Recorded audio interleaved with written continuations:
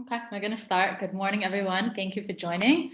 This is going to be the new time. This was the old time, and now we're going back to it, 10 o'clock Wednesday morning.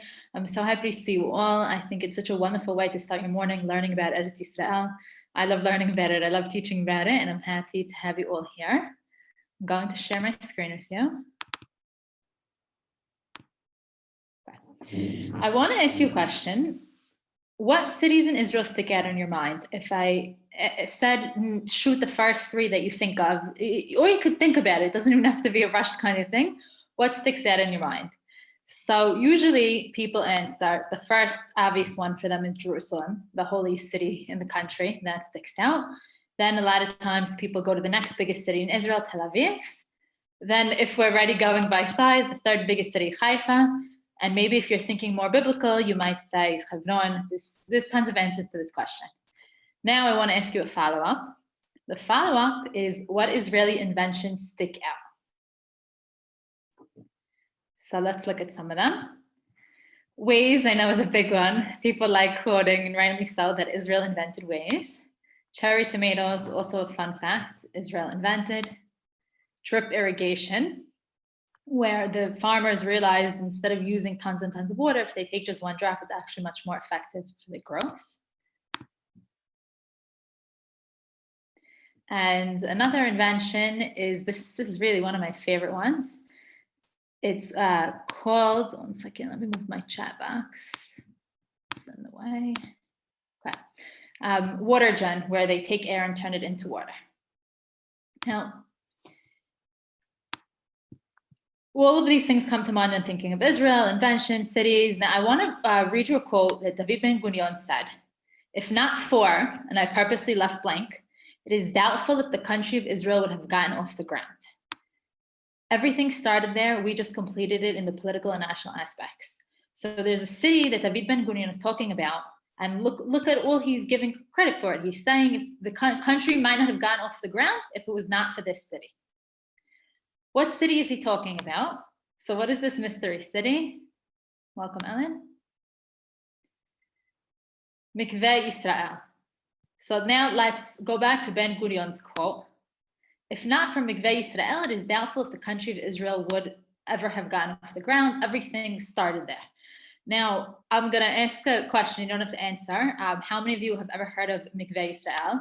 I know up until I took my tour guiding course, I never even heard of it. I asked my husband a few nights ago, I said, oh, do you know what Mikveh Yisrael is famous for? Do you know what they did? And he thought, and he said a few sentences, wasn't exactly sure. I said, join my Zoom, you'll find out.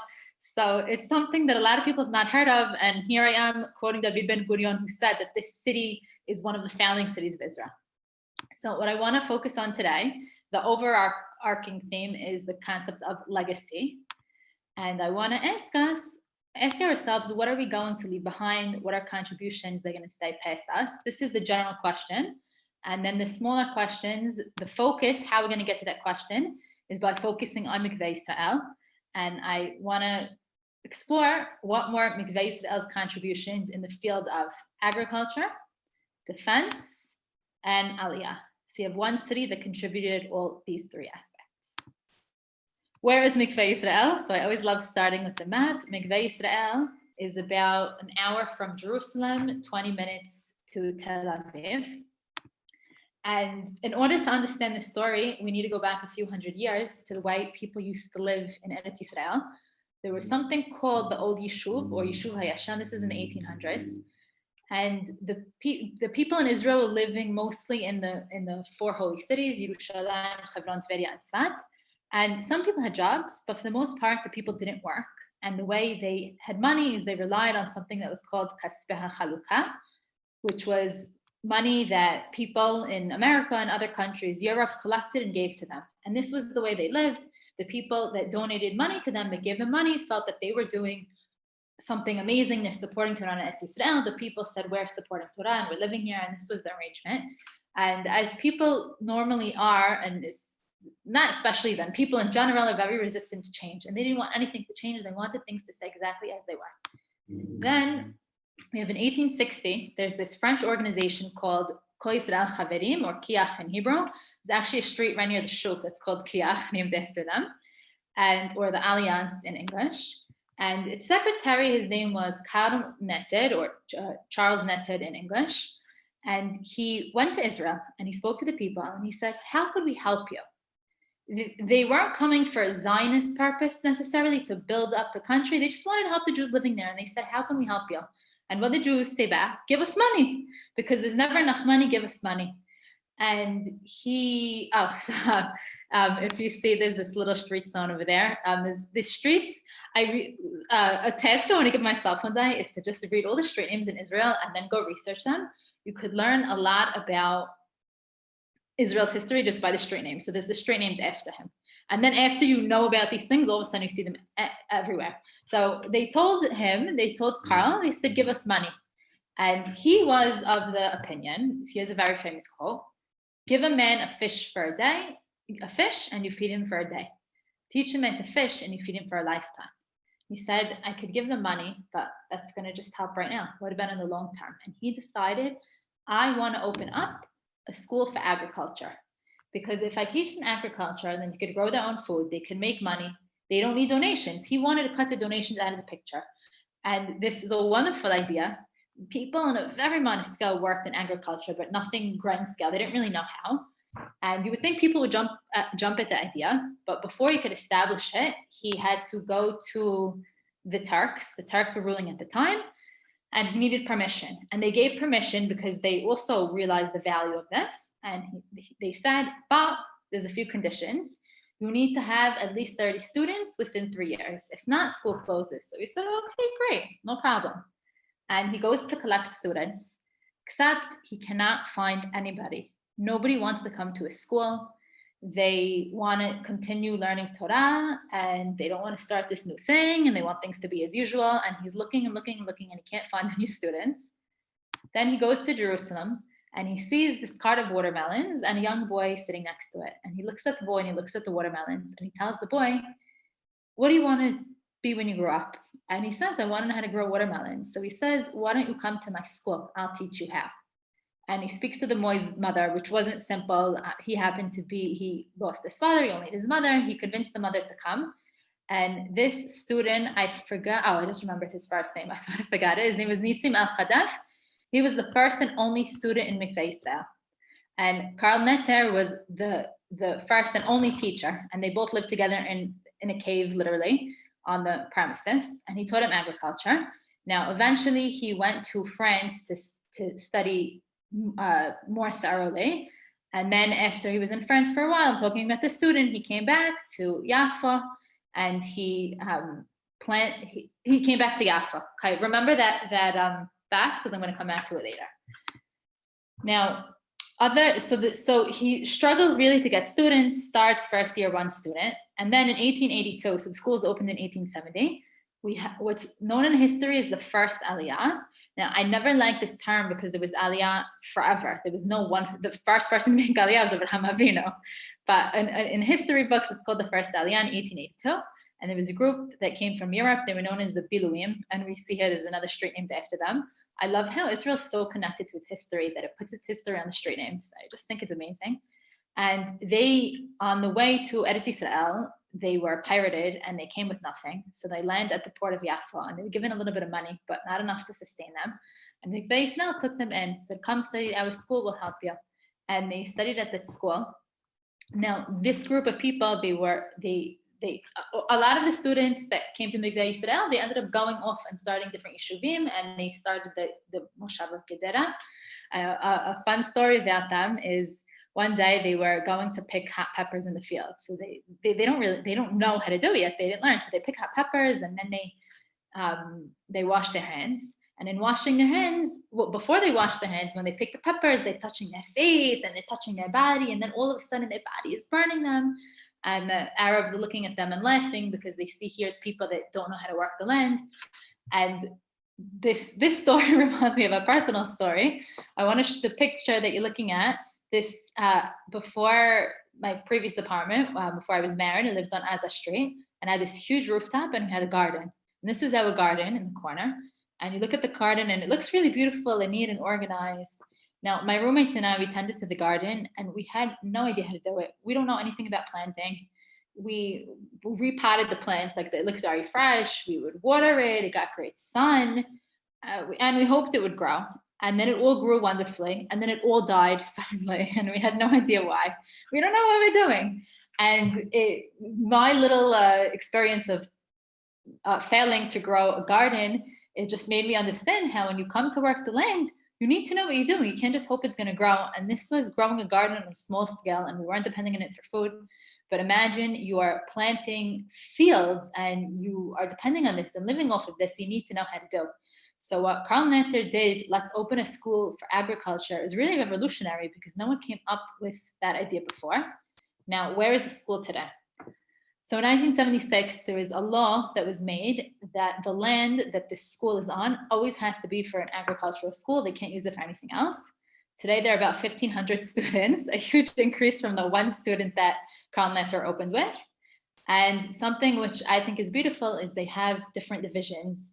They have religious and non-religious, and that way they're able to meet everybody's needs, which I think is nice that they want to be very inclusive of everybody. So that is Mikveh Yisrael's contribution in the field of agriculture. I have to say, probably if I went and I took a poll in Israel and asked people about Mikveh Yisrael, like the number one thing they would know is that the first school of agriculture is open there, which is really a revolutionary idea. Now I want to focus on defense. And I have a wonderful story. One of the students in Mikveh Yisrael, his name was Avraham, and he was a wild kind of student. And the way school worked in Mikveh Yisrael, they would wake up at the crack of dawn, and every year, depending on your grade, it would either be you learn for half the day and then work in the fields the rest of the day, or you work in the fields in the morning and then learn for the rest of the day. So what Avraham's job was, he worked in the winery, and with barrels and wine, and it was very hard work. He liked his job, but there was an aspect of it that he always felt wasn't fair. He said, what's not fair is my friends that work in the orange fields or work with the watermelons, if they're hungry, they pick an orange off the tree and eat it, or they cut up a watermelon and share it. And here, I'm not allowed to even taste the wine. How is that fair? And there was a teacher that was always watching them to make sure the students could never touch the wine. And he didn't like that. One Friday, he decides, I want to taste the wine. So he gets a bunch of his friends together and they lower him down by the so-called elevator that they would use to bring the barrels up and down. It was a big hole, and they lower him down. And he starts exploring, and he's opening the barrels and he's tasting the wine. And after half an hour, he gets drunk and falls asleep. Now his friends start calling him, Avraham, come back, come back, come back. And he doesn't answer because he can't hear them. Come back, come back, come back. It's getting late, and they decide, you know what, we don't want to get in trouble. We're just going to leave him there. And they go back to school. Then it's Friday lunchtime, and the teacher is taking attendance. And Avraham, he's not there. They start looking all over for him. Nobody could find him. And no one thinks to look in the winery. Now, I don't know why the friends didn't just say where he was. I don't know. But nobody could find him. And another day passes, and 2 days pass. And Avraham, in the meantime, he wakes up, and he's not scared, but it's dark and cold, and he's starving, and there's no food, so he just drinks more wine, and he falls asleep again.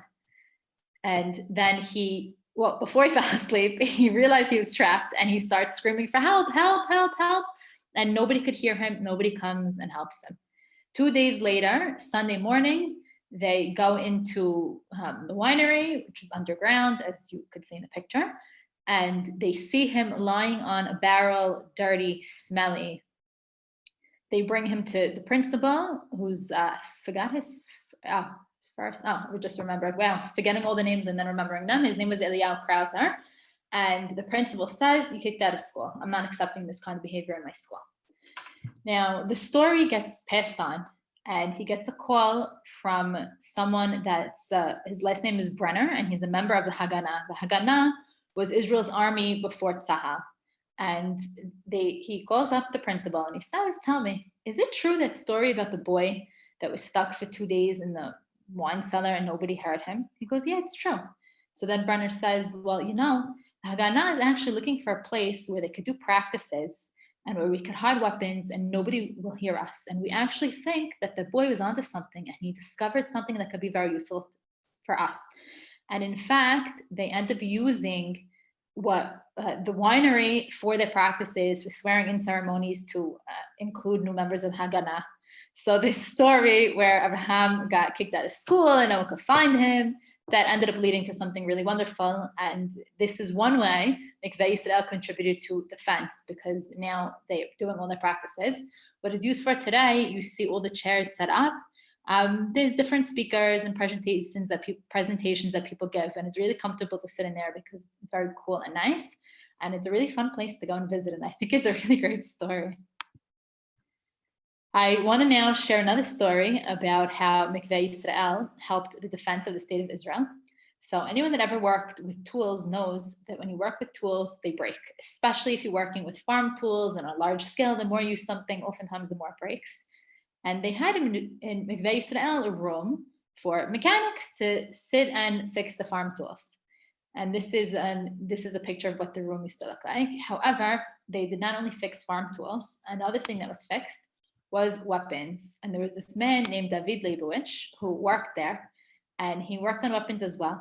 And there was a weapon that was developed there. It was called the Davidka. It was named after David Leibowitz. In Israel and Jerusalem, right next to the shul, they have this stop called Kikara Davidka, and that's named after him. And you see here the weapon and like the statue memorial, and I think the pasuk is so beautiful. V'ganoti ta'ir hazod l'hoshia, that God is going to protect the city and save it. So anyway, he is working on this weapon. Now, this was used in a lot of battles in the War of Independence and was very critical. Now, it wasn't particularly destructive. However, it made such a loud noise that it terrified people. And in Sfad in 1948, when the Jews are fighting the Arabs and they want to win the city, they use the Davidka, and there's this huge explosion. And then it starts raining. And then there's a rumor started that gets passed on to the Arabs. Everybody knows that after an atomic bomb, it rains. And the Arabs are convinced that the Jews have an atomic bomb because of the weapon, because of the noise, and every single person leaves the city. So that's how Tzfat was won. And it was because of David Leibowitz and the Davidka. So something else you can visit when you go to Mikveh Yisrael is you could see the room where they fixed the farm tools and where they fixed weapons as well. Secretly, of course, no one knew about the weapons part. So we now answered how Mikveh Yisrael contributed in terms of defense. Now, the third area I want to focus on is Aliyah. I love talking about Aliyah. Making Aliyah today is a much more smooth process than back then. When you decide you want to make Aliyah, you fill an application in Nefesh B'Nefesh. Nefesh B'Nefesh is partnered with the Israeli government, and they make it very smooth. They assign everyone that fills in an application gets a specific person who's called the Aliyah advisor. And any question you have, they answer, they tell you. It's really, really nice and smooth. Now, part of the reason why Aliyah is smoother, I'm going to say smoother, not smooth, because I'm sure you could have tons of stories of people that saying it wasn't smooth, but it's a lot smoother than it was in the past, is because the state of Israel is a state, it's a country, it's organized, there's offices, there's things. And beforehand, it was a lot harder. And a story connected to Mikveh Yisrael and to the eventual creation of the state of Israel is Theodore Herzl. Rightly so, and one of my favorite Zooms was actually on Herzl. You could search on YouTube if you're interested on more. He had a vision. He wants to create the state, and something very unique about him that differentiated him from everyone else is he said that Israel needs political recognition. It's not enough to just go and move there and let's move in mass forces. You need the country to recognize it. And Herzl, he went to the Turkish Sultan because the Turks were in charge of Israel at the time. Herzl died in 1904. And he tells them, okay, I have a vision. I want Israel as a state for the Jewish people. How do I make it happen? And they said, the one that really has the keys to this is the Kaiser Wilhelm II of Germany. He's the one you need to speak to. And Herzl found out that he was going to be in Israel because he was coming to Jerusalem for the inauguration of one of the churches. And he knew that he was going to pass through Mikveh Yisrael. If you remember what it looked like on the map, it was right near Tel Aviv. And in coming to Jerusalem, he would pass by the gates of Mikveh Yisrael. So he decorates the gates with tons of flowers, and he tells all the children of Mikveh Yisrael wear white shirts and come out and sing and greet him. And Herzl is so excited for the meeting because he knows I'm going to meet with him and I'm going to tell him about the importance of Israel for the Jews. And this meeting is going to be very productive and successful. And he's planning this. And the Kaiser comes and he's very touched by the welcome that the children give him. He exchanges a few words with Herzl, and that's it. And the meeting that Herzl envisioned in his mind, nothing of the sort. He didn't have this meeting of politics. They exchanged a few words and that was it. The Kaiser later on went to Jerusalem and Herzl met him again there, but the original meeting happened in Mikveh Yisrael. Now, there was this man, whose only job was, his name was David, to take a picture of the historical moment. That was his only job. And this was the picture that he took. He missed it. This is the Kaiser over here, and this here is Herzl's foot. This was the picture that he took. Now, more important than the words exchanged at the meeting really was that the meeting took place, because one, it gave hope to all the Jews that, look, things are happening. It showed the world that things are happening. Herzl is meeting with the leader of Germany, and this is not acceptable. We can't have a picture that only shows Herzl's foot. So thanks to Photoshop, what they did is they moved Herzl, they moved him over there, they moved the Kaiser back a horse. And this is a very, very famous picture. I know I mentioned it in previous Zooms, or maybe you've seen it, where you have the Kaiser speaking to Herzl. People that are experts in photography will say, well, can tell that it's photoshopped, because they'll say, well, the shadow is off. Why is his hat so white? They actually have the original hat in the Herzl Museum in Jerusalem. And anyway, the picture is photoshopped, and now we have proof that the meeting occurred, and everyone can continue happily. In Mikveh Yisrael, they have a really great statue of the Kaiser and Herzl, because it's this historic, important meeting that took place at Mikveh Yisrael. So that's another thing that it is famous for. I would like to share another story of Aliyah. So I'm not going to give details about the shul, but if you Google Mikveh Yisrael, you will see this building over and over and over and over. This is what pops up. This is a shul that they have there, and it's worth it to go and see and to talk about, but I chose not to speak about it now, but I want to tell you about an incident that happened one day. So Krauser is principal. He wasn't the first principal. Karl Netter was I guess you could call him a principal, but he was a principal of a student. It went through a few just administrations changed. So we have Krauser before, who kicked out Avraham when he fell asleep in the wine cellar. Now students back then, the ones that moved from France or from Europe, their familiar, comfortable language was not Hebrew. And the language that was taught in the agriculture school in Mikveh Yisrael was French. And it makes sense because it's the Alliance that's supporting it, and the people speak French. So everything was taught in French. Plus, teachers didn't even know how to teach in Hebrew because people didn't know Hebrew enough. But then you eventually end up having children that are being born to the immigrants, and they speak Hebrew and a little bit of Arabic, and that's their new language. Now, what they did on Shabbat, every Shabbat in Mikveh Yisrael, they would have a student that would get up and he would hold up a sign with the 10 Commandments written in French, and he would recite them in French. Now, one day, this student, wow, why am I forgetting all the names today? Okay, his last name is Goldenberg, that much I remember. The story is more important than the name. Musa Goldenberg. He gets up and he picks up the sign with the 10 Commandments in French, and he puts it down, and instead he pulls out a Tanakh from his pocket and he starts reading the 10 Commandments in Hebrew. The services end, he leaves the shul, the principal standing outside, he tells him, Sunday morning, you, your brothers, and 3 friends will kick out of school. The principal will not stand for that. We have a protocol. We speak French at the school. We read the 10 Commandments in French. You can't come and just read it in Hebrew. And then he ended up saying the friends could stay, but he said, you and your brother, you're kicked out unless you write me a letter of apology that something like this will never happen again. Now, just so you understand what kind of student Musa was, he wasn't one of those looking for trouble kind of students. He was the top student in the grade, the top student in the school. How do I know that? Because his plans for the year after he graduated, he was 17 years old, were to go to France to study there.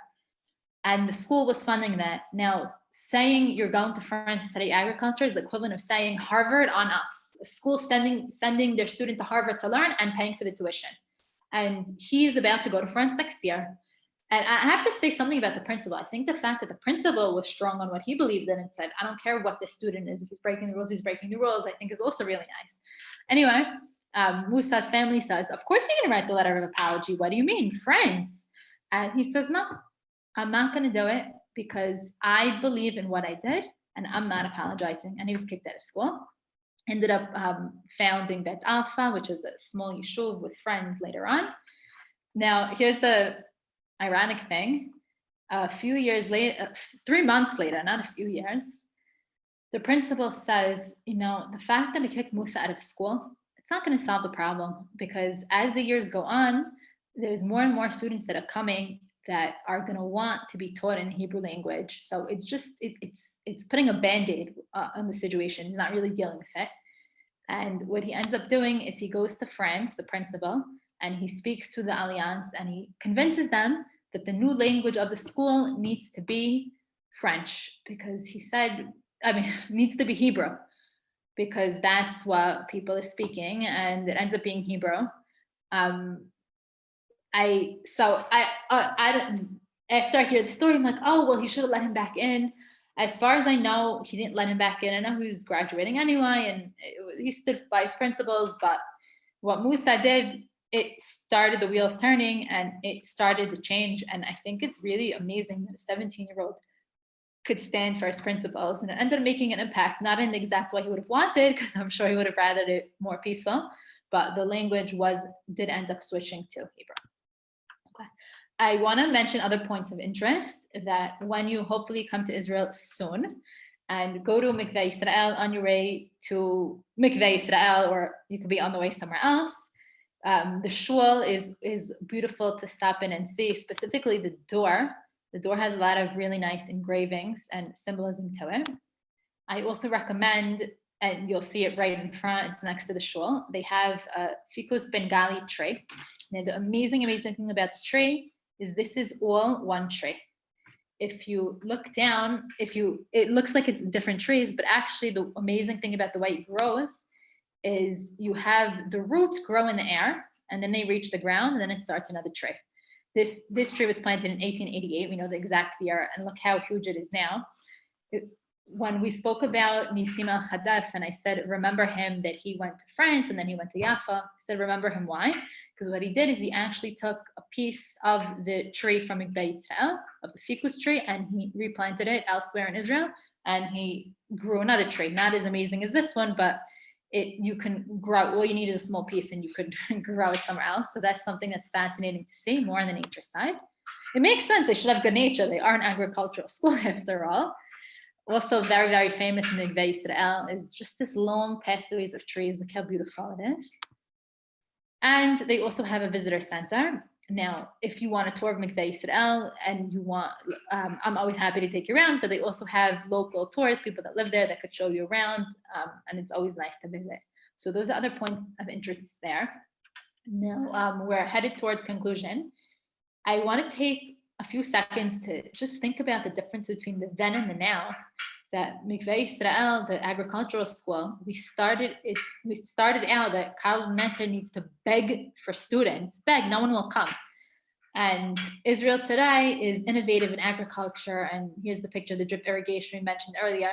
So it's really humbling, I think, to know the beginnings of what this amazing, innovative country is. No one even knew how to farm. And then we have the School for Agriculture and so on and so forth. So I think it's really nice to always know where we came from. That's a good idea always in general. Herzl, when he was in Mikveh Yisrael meeting the Kaiser, he wanted to go to Karl Netter's grave.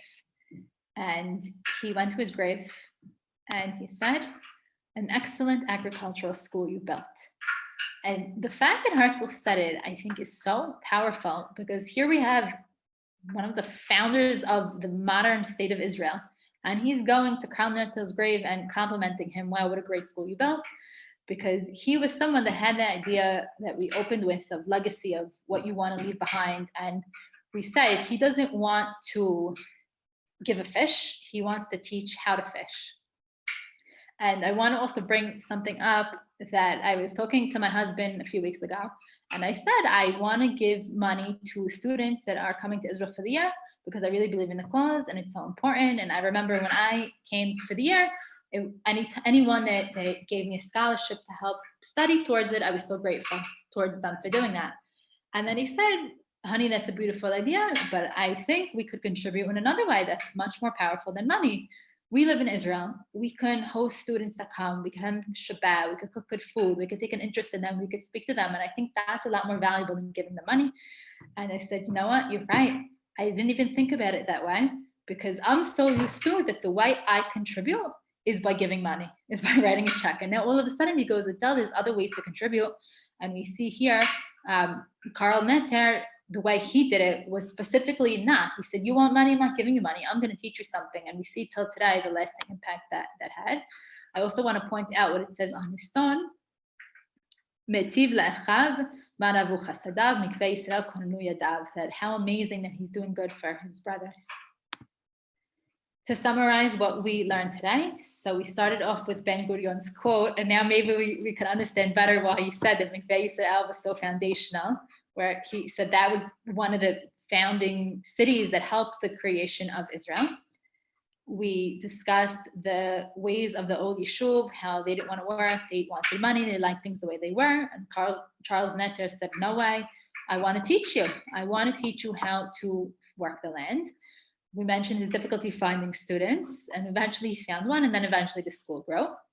We said another contribution of Mikveh Yisrael, other than agriculture, was through defense. We told the story of Abraham, who his mistake, his wandering of getting stuck there in the cellar ended up being amazing because the Haganah would practice down there. And we also spoke about the Davidka, which is a weapon that was helpful in the Independence Day War, which David Leibovich, who developed it, worked there in the mechanics room. Another contribution of Mikveh Yisrael was Aliyah. I just realized that I forgot. There was this whole story I wanted to tell. I'll tell it in a minute. That after around the 1930s, Mikveh Yisrael saw what was going on in Europe, and they said, "Wow, the Jews there are really in trouble." So what they would do is they would have students come to study agriculture, and even afterwards, they would have students come. And a student who was a Holocaust survivor and studied there, his name is Abraham Kardme, and he said, for us to be in Mikveh Yisrael, when we're in Europe, we're locked, when we're in the concentration camps, we're locked behind barbed wire. Now we come to Mikveh Yisrael, and we're able to run freely. Like, the contrast is just so amazing. So that was another way that Mikveh Yisrael was able to come and have people stay. And we also said other kind of ways of Aliyah. The Herzl's crucial meeting also connects to Aliyah was there. The language of instruction, we told the story of Musa Goldenberg, who said we need to learn in Hebrew, and eventually it was changed to Hebrew. Others points of interest, the shul, the trees, the visitor center, and we ended with Herzl visiting Netter's grave. And our opening question was legacy. What are we going to leave behind? What are your contributions going to be?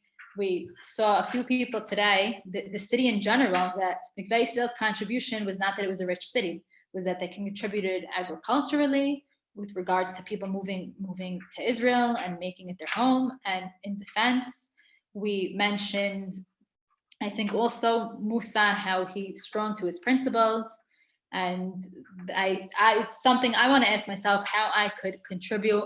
Financial is amazing, and if that's a prime way you contribute, continue doing so. But I think there's something to be said to thinking a little bit bigger, and how else can we contribute and make a lasting impact on people. Thank you so much for joining. I hope you enjoyed. I enjoyed giving it, and now I gave you a new place to go visit, Mikveh Yisrael, next time you come to Israel.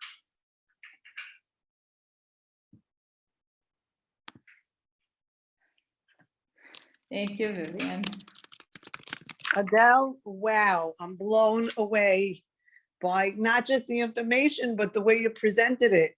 Your slides are top notch. Your pace is perfect. I'm completely blown away. Really? Chazakah u'berucha. Wow. It Wow. means a lot coming from you. I really appreciate it. I'm so happy. I learned so much. I didn't know a single thing. One I single didn't thing. either, and it's crazy because like how many times have we come to Israel and we never even heard of this place, right? It's crazy. I love the guy who fell asleep in the winery. That was my favorite. Me too. Thank you, thank you, thank you. What a treat. I can't even tell you, you made my day. You're welcome. Okay, enjoy the best day. Have a great day. Enjoy. Thank you. Hope to see you soon on your side of the ocean. I hope so too. Take care. Love you. Bye, Vivian. Love you too.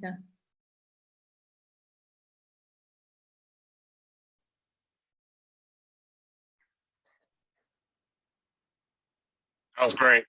Thank you. That was fun. That was a lot of fun. Glad you were here as usual. Have a great day. Bye, Ral.